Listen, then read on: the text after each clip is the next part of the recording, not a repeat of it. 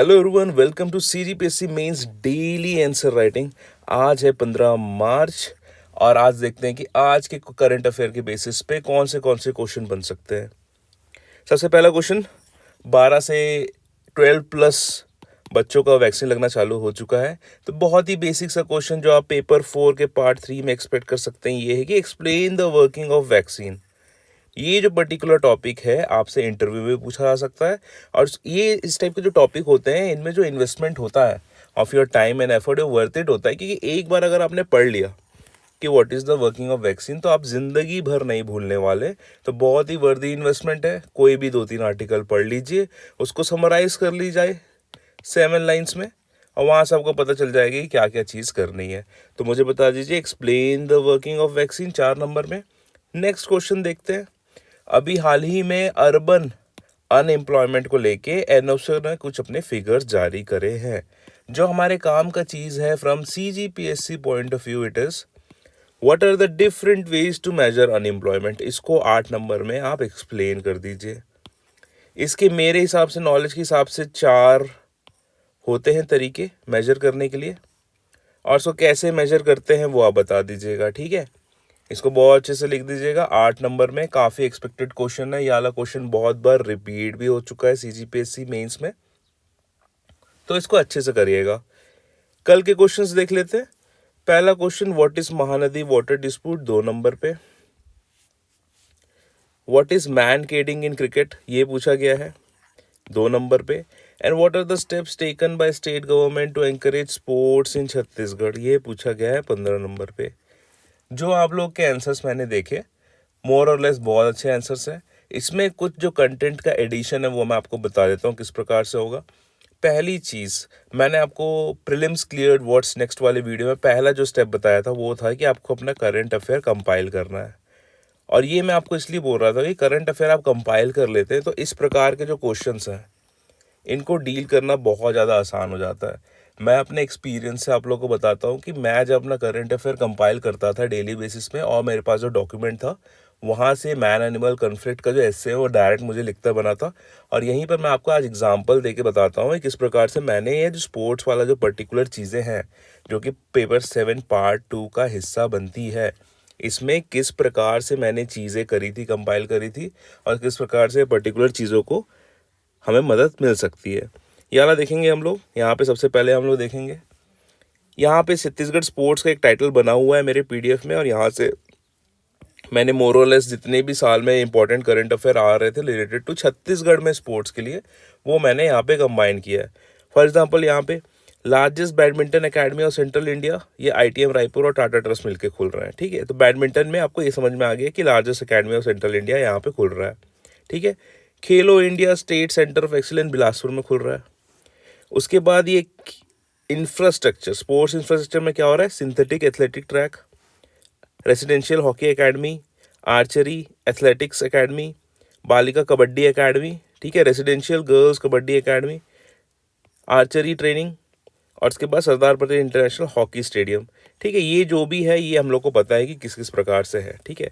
उसके बाद अगर आप आंसर को और इंक्लूसिव बनाना चाहते हैं तो छत्तीसगढ़ पैरालंपिक एसोसिएशन ने 4 गेम्स इंक्लूड करे हैं, एथलेटिक्स, स्विमिंग, पावर लिफ्टिंग और शूटिंग। तो आप देख रहे हैं किस प्रकार से डेली मैं पेपर तो पढ़ता हूँ, लेकिन अगर मैं डेली किसी चीज़ में अपना टाइम इन्वेस्ट कर रहा हूँ तो I have to make sure कि वहाँ से कुछ ना कुछ चीज़ें, अच्छी चीज़ें मैं लेके जा रहा हूँ अपने मेंस एग्जामिनेशन के लिए। आप ऐसा नहीं कर सकते कि आप डेली न्यूज़पेपर पढ़ रहे हैं एंड उससे कुछ ले ही नहीं रहे हैं। एक रीति रिवाज नहीं है कि आपने कर लिया तो दैट्स इट। अगर आप डेली कोई टाइम इन्वेस्ट कर रहे हैं किसी भी चीज़ में, may it be your academics, may it be your body, may it be your emotions, ठीक है, तो आपको ये मेक श्योर करना है कि कहीं ना कहीं से उसका कुछ एक सिग्निफिकेंट इम्पैक्ट पड़ेगा आपके लाइफ में। फॉर एग्जाम्पल मैंने जो डेली करंट अफेयर कंपाइल कर रहा था वहाँ से मैं से ये सारी चीज़ें ऐड करते जाता था अपने नोट्स में, क्योंकि इसको अगर मैं पढ़ता ना एग्जाम के एक दिन पहले तो मेरे को समझ में आ जाता कि हाँ, ये सेंट्रल इंडिया का सबसे largest badminton academy ITM university में खुल रहा है। खेलो India state centre of excellence यहाँ बिलासपुर में हो चुका है, और यहाँ पे स्पोर्ट्स इंफ्रास्ट्रक्चर में ये सब चीज़ें हो रही हैं। और अगर मेरे को आंसर थोड़ा सा हट के बनाना है तो मेरे को ये बताया कि छत्तीसगढ़ पैरालंपिक एसोसिएशन में कौन से 4 गेम्स इंक्लूडेड है, athletics, swimming, power lifting, shooting, ठीक है, ये इंक्लूडेड है। अब देखते हैं एक और इसका जो नेक्स्ट पार्ट है, अब स्टेट गवर्नमेंट ने जब ओलंपिक्स का बहुत अच्छा प्रचार प्रसार चल रहा था, जब नीरज चोपड़ा जी ने जैवलिन थ्रो में गोल्ड मेडल जीत के आया, तो छत्तीसगढ़ में बहुत सारे इनिशिएटिव्स पे बात हो रही थी। फॉर एग्जांपल ओलंपिक्स में जाने के लिए प्रोत्साहन राशि 10 लाख देने का प्रावधान है। ठीक है, तो अगर हम लोग अपने आंसर लिख रहे हैं वहाँ पे ओलंपिक्स लिखेंगे ना, तो यहाँ पे हम लोग ऐसा साइड हेडिंग डाल के लिख सकते हैं कि state government will provide ₹10 lakh as incentive. ठीक है, उसके बाद ओलंपिक्स के नीचे हम लोग यहाँ पे पैरालंपिक्स लिख सकते हैं कि 4 गेम्स इंक्लूडेड ये। ठीक है, उसके बाद टूर्नामेंट्स लिख सकते हैं कि भाई सीनियर टूर्नामेंट में जीतने में 25,000 से 15,000 लग रहा है, और जूनियर टूर्नामेंट में 15,000 से 7,500।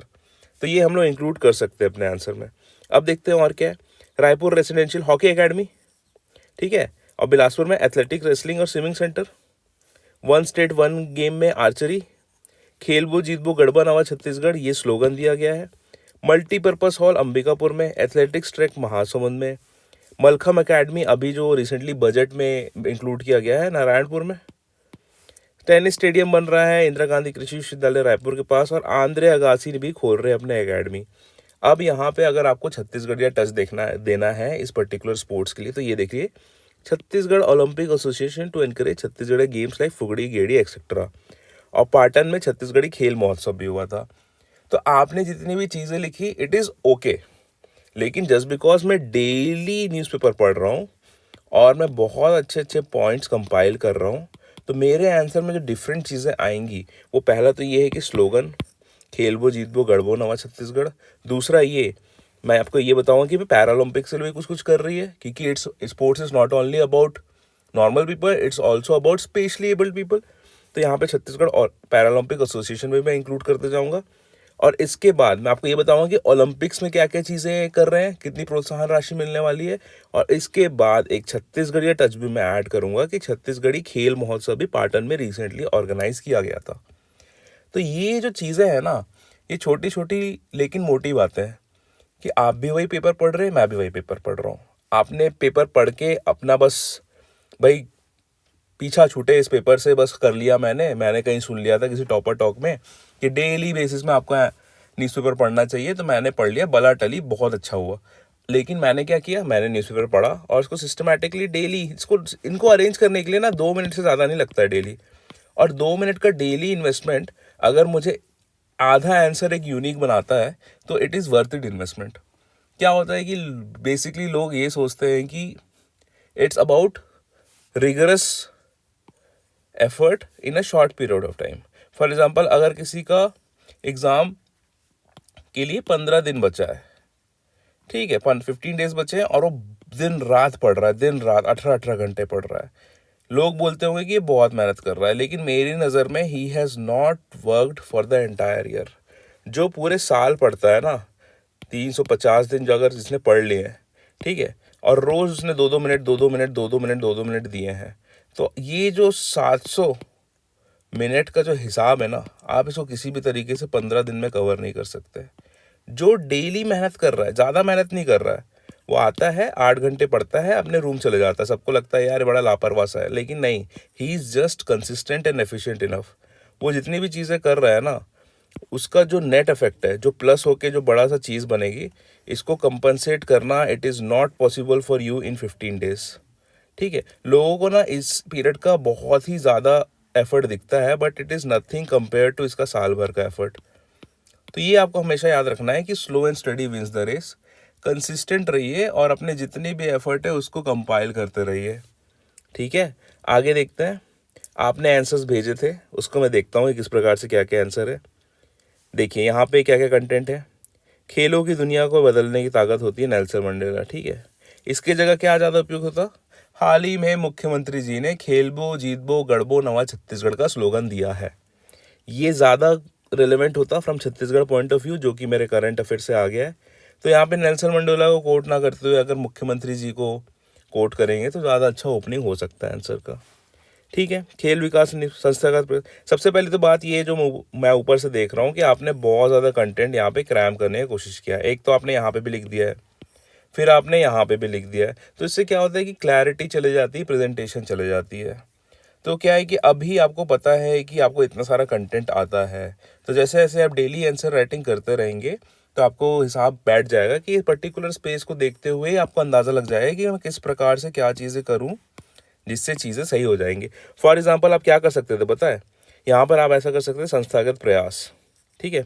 फिर यहाँ पे 1 डाल सकते थे पर्वतारोही एकेडमी, ठीक है। दूसरा डाल सकते थे तीरंदाजी एकेडमी, तीसरा डाल सकते थे टेनिस एकेडमी, चौथा डाल सकते थे ये जो भी नौ खेल एकेडमी है, ठीक है। और ये वाली चीज़ को ना आप ये जो स्पेस में यहाँ पे भर रहे हैं ना, तो लास्ट में इतनी लाइन भर जाती और इसको आप यहीं पे लाइन वाले फॉर्म में लिख देते। अभी आपने क्या किया, अन्य को ऐसे करके लिखा है, यहाँ पे आप अन्य एक हेडिंग डालते और यहाँ पे आ जाती चीज़ें। आपके पास कंटेंट है, ठीक है। ये सब कंटेंट मैं देख रहा हूँ ऊपर से सीजी स्पोर्ट्स मितान क्लब, ठीक है, 1 स्टेट 1 गेम वाली योजना, चल ठीक है। पुरस्कार भी आपने इंक्लूड किया है, वेरी गुड। लेकिन इसमें अगर थोड़ा सा आपका जो प्रेजेंटेशन है ना, उससे मैं थोड़ा सा खुश नहीं हूँ, क्योंकि यहाँ पे मुझे पता चल रहा है कि आपने थोड़ा सा क्रैम करने की कोशिश करी है। इतना ज़्यादा आप लिखेंगे ना 15 मार्क्स के क्वेश्चन में, तो डेफिनेटली टाइम की कमी पड़ने ही वाली है। तो वंस अगेन आपको ना सस्टेनेबिलिटी पे ज़्यादा काम करना है, ठीक है। सस्टेनेबिलिटी का मतलब क्या है कि उस हाई टाइम और प्रेशर बैरियर में आप कितना अच्छा आंसर लिख सकते हैं उस टाइम पे, इस पे आपको ज़्यादा फोकस करना है। Content is okay, presentation is okay, थोड़ा सा बेहतर हो सकता है।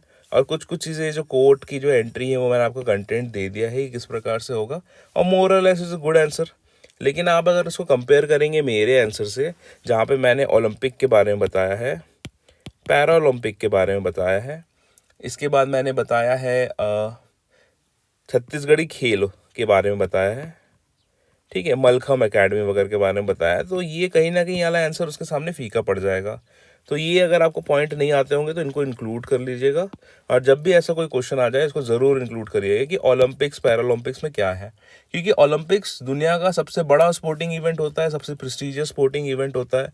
अगर उसमें छत्तीसगढ़ अच्छा परफॉर्म कर रहा है, अगर छत्तीसगढ़ में एक ओलंपिक मेडल आएगा, जो कि मैं बहुत बहुत ऑप्टिमिस्टिक हूँ कि आने वाले 10 साल में छत्तीसगढ़ को एक ओलंपिक मेडल मिलेगा। क्योंकि हमारे जो स्पोर्ट्स पर्सनालिटीज़ हैं, आकर्षि कश्यप और भी बाकी जो हैं बैडमिंटन प्लेयर स्पेशली, वो बहुत अच्छा कर रहे हैं नेशनल और इंटरनेशनल लेवल पे। तो जस्ट होप प्रे करते हैं कि छत्तीसगढ़ को भी ये गौरव मिलेगा कि वहाँ से एक ओलंपिक मेडलिस्ट निकलेगा। तो ये अगर ये जो चीज़ें हैं ओलंपिक्स, पैरालंपिक्स, छत्तीसगढ़ी खेल महोत्सव, मलखम एकेडमी, ये सब इंक्लूड करेंगे ना तो ज़्यादा अच्छा दिखेगा आंसर। यहाँ पे आपके आंसर्स पे एक और चीज़ बता दूं मैं आपको कि ये जो सब हेडिंग्स है ना, सब हेडिंग्स में तोड़ना it's not always a wise strategy. सब हेडिंग्स में तोड़ना वाइज स्ट्रेटेजी तब होता है जब बहुत ही ज़्यादा ब्रॉड चीज़ें होती हैं। For example application of ICT in rural India, सूचना प्रौद्योगिकी का ग्रामीण भारत में प्रभाव, ठीक है, या उपयोग। तो उसमें आप बता सकते हैं एग्रीकल्चर में देखो ये है, डिजास्टर मैनेजमेंट में ये है, हेल्थ में ये है, एजुकेशन में ये है, गवर्नेंस में ये है। लेकिन ये जब स्पोर्ट्स आ गया है ना, तो स्पोर्ट्स वाले को इतना आपको तोड़ने की ज़रूरत नहीं है संस्थागत नीतिगत प्रयास में, क्योंकि ऐसी कोई स्पेसिफिक स्पोर्ट्स पॉलिसी है लेकिन ऐसे चर्चे में नहीं रहती है। आपने क्या क्या एफर्ट दिया है, जैसे आप गवर्नमेंट ब्रोशर को देखेंगे, जैसे आप सड़क है, ठीक है, जैसे रायपुर में आप सड़क है, यहाँ पे ना बाजू में होर्डिंग लगे रहते हैं, बड़े बड़े होर्डिंग, और यहाँ पे ना शासन की नीतियाँ का एडवर्टाइजमेंट होता है। जैसे आप चलते रहेंगे ना, स्पेशली ये शंकर नगर वाली रोड, जी रोड में आप जाएंगे तो आपको बस गवर्नमेंट के ना एडवर्टाइजमेंट दिखते रहेंगे क्या क्या हुआ है। तो वहाँ पे उतना ज़्यादा तोड़ना नहीं है चीज़ों को, तो यहाँ पे सब हेडिंग्स यूज़ करना उतना सही अप्रोच नहीं होगा। मैं आपको बताऊँगा कैसे। सामने एक और आंसर्स है इसके बाद वाले पेजेस में, जहाँ पे उन्होंने बहुत अच्छे से उसको to the point bullet wise लिख दिया और बहुत अच्छा प्रेजेंटेशन भी आ रहा है। तो आपका सब कुछ सही है, कंटेंट सही है, सब कुछ सही है, लेकिन थोड़ा थोड़ा चीज़ें मैं आपको बताता हूँ। जैसे यहाँ पे आपने जो किया है ना, इसको करने की ज़रूरत नहीं, इसको यहाँ कर देते, और ये जो पर्टिकुलर कंटेंट है इसको ऐड कर लीजिएगा नेक्स्ट टाइम। मार्किंग देनी होगी मुझे इस पर्टिकुलर आंसर में आपको, तो I will give you 8 marks out of 15, ठीक है, 8 नंबर देता मैं आपको। उसके बाद महानदी जल विवाद क्या है, आरंभ बता दिया है आपने, शामिल राज्य बता दिए, वर्तमान कारण, ठीक है। मैप बनाने की ज़रूरत नहीं थी 2 नंबर में, क्योंकि इसमें क्या दिखाएंगे, महानदी दिखाएंगे ना आप, तो बस वही, इसमें ज़्यादा कुछ करने का था नहीं। तो इसमें कुछ कुछ चीज़ें जो कंटेंट इंप्रूव हो सकता था वो ये हो सकता था कि पहली लाइन में आप ये लिख सकते थे। पहले लाइन में आपको क्या लिखना चाहिए था कि ये एक इंटरस्टेट वाटर डिस्प्यूट है बिटवीन छत्तीसगढ़ एंड उड़ीसा, अंतर्राज्यीय जल विवाद है उड़ीसा और छत्तीसगढ़ के बीच में, ठीक है। दूसरा बता सकते थे इसके निपटारे के लिए हाल ही में एक inter state water dispute tribunal बनाया गया है अंडर जस्टिस खानविलकर। ये आता दूसरा पॉइंट। पहला ये कि भाई ये जो डिस्प्यूट है कौन से स्टेट्स के बीच में है। दूसरा ये कि एक ट्रिब्यूनल बनाया गया है, ठीक है। उसके बाद अब यहाँ पे बता दें मेजर इशू क्या है। मेजर इशू ये है कि उड़ीसा को आपत्ति है छत्तीसगढ़ द्वारा बनाए जा रहे डैम और बराज से। इसका ये मानना है कि इसके कारण उसके स्टेट में जो कि डाउनस्ट्रीम साइड लोकेटेड है वहाँ पे पानी की शॉर्टेज होगी। बस इतना ही आपको लिखना है, ठीक है। कौन से स्टेट के बीच में है, कौन सा ट्रिब्यूनल बनाया गया है, कौन से जस्टिस के अंडर, मेन मुद्दा क्या है उड़ीसा के साइड से डिस्प्यूट क्या है, डैम्स और बराज। बस इतना ही लिखना है आपको, ज़्यादा कुछ नहीं करना है। तो इसमें मैंने क्या कर दिया, इसमें मैंने ट्रिब्यूनल और थोड़ा सा इशू का एक्स्ट्रा एडिशन किया। पहले वाले क्वेश्चन में मैंने क्या क्या ऐड किया था, ओलंपिक्स, पैरालंपिक्स, छत्तीसगढ़ी खेल महोत्सव और मलखम एकेडमी। यहाँ पे मैंने क्या यूनिक ऐड किया है, मैंने यहाँ पे जो यूनिकनेस ऐड की है वो ये करी है कि भाई ये जो ट्रिब्यूनल है, एक ट्रिब्यूनल बनाया गया है इसको सॉल्व करने के लिए अंडर जस्टिस खानविलकर। और मेन जो इशू क्या है उड़ीसा का, मैंने क्लियरली बता दिया कि उन्होंने हमारे द्वारा बनाए जा रहे डैम और बराज से इशू है। बस दैट्स इट, एकदम शॉर्ट एंड स्वीट अपने लिखेंगे।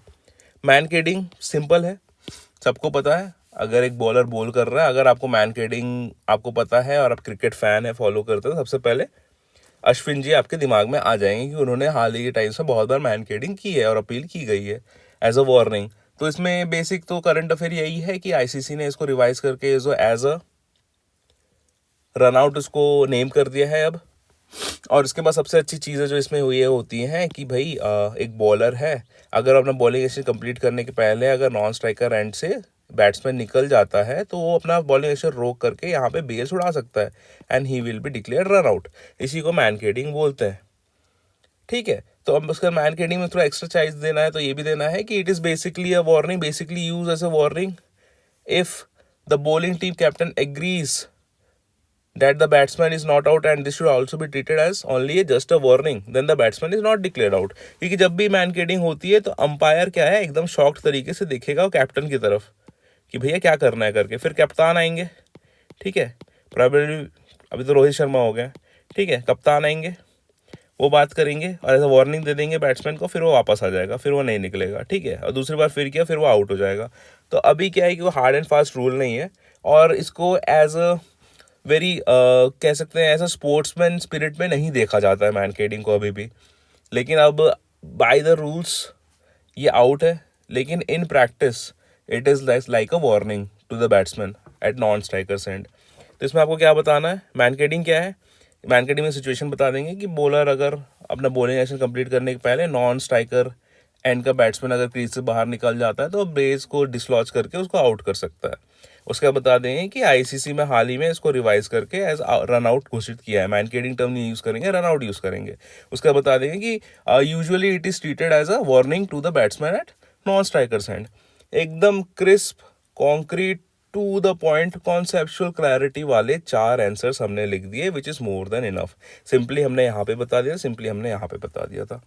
तो conceptual clarity is rewarded in CGPSC. अगर आप बिना कुछ इधर उधर की बातें करते हुए उन 4 लाइन में बहुत अच्छे से समराइज कर दे रहे हैं अपने कॉन्सेप्ट को, तो I think that's a win win situation for you.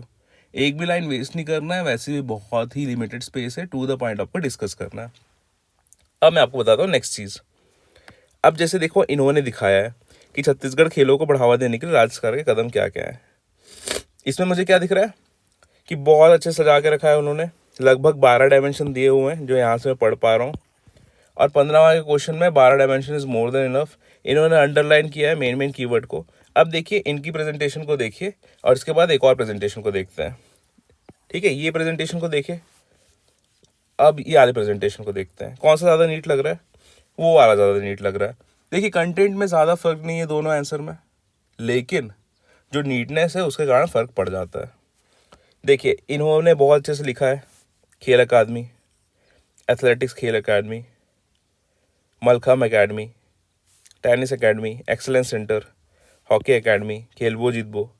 अगर इनको कुछ एडवाइस देनी होगी मुझे तो ये होगा कि खेलबो जितबो वालों को पहले स्टार्टिंग में रखिए और ये जो कीवर्ड्स है खेल अकादमी इसको यहाँ पे रखिए, खेल अकादमी लिखिए, यहाँ अंडरलाइन करिए, तीरंदाजी अकादमी यहाँ पर अंडरलाइन कर दिए, मलखम अकादमी को यहाँ से स्टार्ट करिए। फॉर एग्जाम्पल ये जो पर्टिकुलर सेंटेंस है इसको ऐसा रिफ्रेम किया जा सकता था मलखम एकेडमी।